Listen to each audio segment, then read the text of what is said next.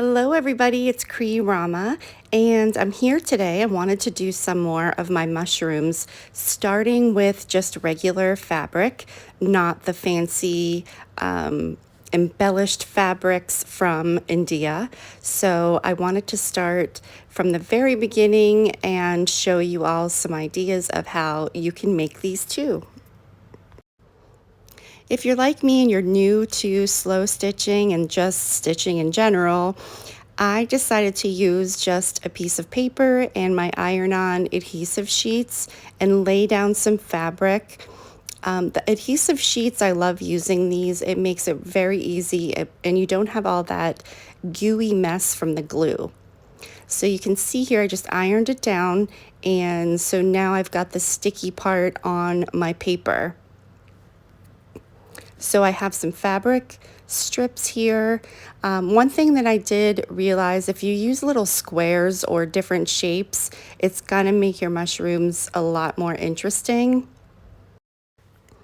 These fabric pieces that I'm playing with right now, it's called a Cantha quilt, and they're just recycled pieces of cotton fabric from India, and they just layer them together, stitch them together to make a quilt. So it's a great way, if you can find pieces of these, it's a great way to get a lot of different pieces of fabric that are bright and colorful and fun to work with. I'm all about using what you have, so if you don't have these iron-on adhesive sheets, you could always use double-sided tape, anything just to hold the fabric pieces down, and then, or even a glue stick. And then you could go in with your sewing machine and just do a running stitch to hold them in place. After you get your pieces of fabric laid down the way that you want them to be, you just go over the top, just sort of press down to activate that glue and make the pieces of fabric stick. And I go over it a couple of times just to make sure that it's activated and the pieces are sticking. I also use this method when I do jelly rolls. I like to do just a base like this, and then I cut into strips, and then I can go through and add more layers on top. So here I'm just cutting off the excess fabric, and I'll put those aside. Maybe I can use those later in a different project.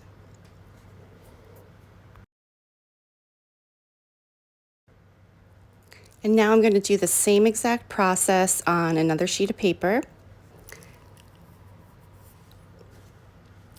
First, just ironing down that adhesive layer. And now this is the sheet that I was saying. I just put 3 long strips, and I'm wishing that I had some variety in there. So something to keep in mind if you decide to do this project. And I'm trying not to think too much about matching my fabrics, because once you embellish them and kind of put the pieces together, it doesn't really matter. They're supposed to be kind of whimsical and crazy looking. It just makes them more fun. So now I'm just going over the top and ironing to activate that glue and have my pieces stick. And then, just like the other one, cutting off the excess fabric. So here I'm using double-sided tape just to hold down those pieces of lace. I will say I think it's easier to just cut your shapes, your mushroom shapes, out of the fabric and then embellish them with the laces and things. I personally liked to add lace at the bottom of my mushroom cap, as you can see in my finished product. Here I'm just cutting this in half to make it a little easier to work with. And I have a bunch of laces and trims and fun fuzzy yarn that I got in a swap. So I just pulled out these pieces to kind of look and see which ones I might want to use for my mushrooms.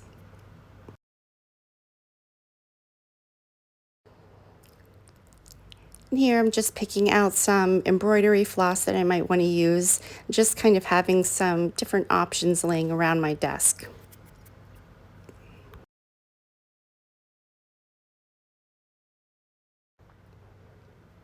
Now I'm just going to go ahead and start cutting out some of the shapes. If you want to make a template, you can do that also. I did make one for the last set of mushrooms that I made, but I ended up not using the template anyway. But it does make it easier just to start out.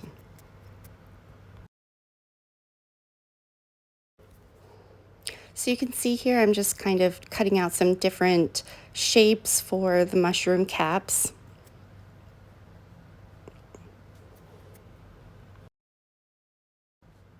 And you can kind of see what I was talking about for putting down little squares so that you get different fabrics in one mushroom so that it's not all the same fabric. So it's really just what look you're going for.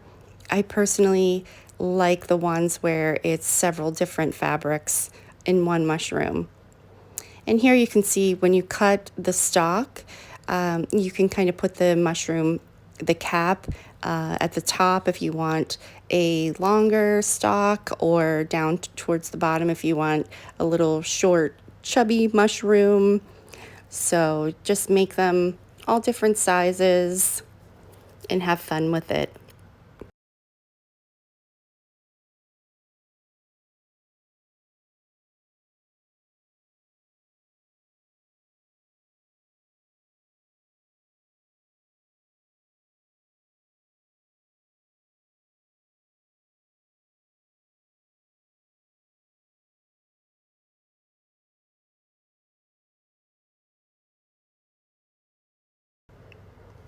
So after you get all of your shapes cut out, then what I found to be the easiest is to just glue those pieces down so that they're held together on a book page, piece of scrap paper, whatever you have, and then cut them out.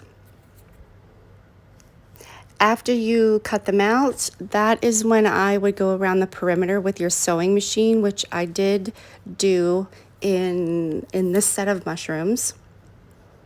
And it's just easier to do before you start putting on your embellishments. In this video, unfortunately I just start embellishing after I cut them out, and afterwards decided to try to do some sewing with my machine. So take this tip from me and do your sewing first. After you're sewing, this is when I would bring in all different kinds of trims, some buttons, any kind of fun embellishments that you can think to use and make these more fun. I happen to really like anything fringy hanging down from the bottom of the mushroom cap. I also love buttons. You can use sequins, you could put beads on there, fuzzy yarn, all different kinds of options just to make them fun. Whatever you have that's nice and colorful. I like to just grab a bunch of stuff and have on my desk so I can easily audition certain pieces. Now, one of the questions that I had when I was first starting with junk journals and working with all of these, different fabrics, papers, was what kind of glue to use. A lot of people love Fabri-Tac. I personally prefer the Mod Podge fabric glue. It holds really fast. It's not quite as gooey. It dries faster, and it doesn't have that smell. Also for this project, I'm using the E6000 to put on a lot of the embellishments. Some of the buttons I sew on and others I just glue on. So I'm going to go ahead and play some music just to finish up this video and show the process of just putting on my embellishments here. Please don't forget to hit the subscribe button and the notification bell so you can see new fun things that I'm doing when I put my videos out. And also, if you happen to try making these, I would love to see what you create. You can tag me on Facebook or come to Junk Journal Divas and show your work there. It's always fun to see what you inspire and how people change it up a little bit and put their own style to it. I hope you enjoyed watching this, and thank you so much for supporting my channel.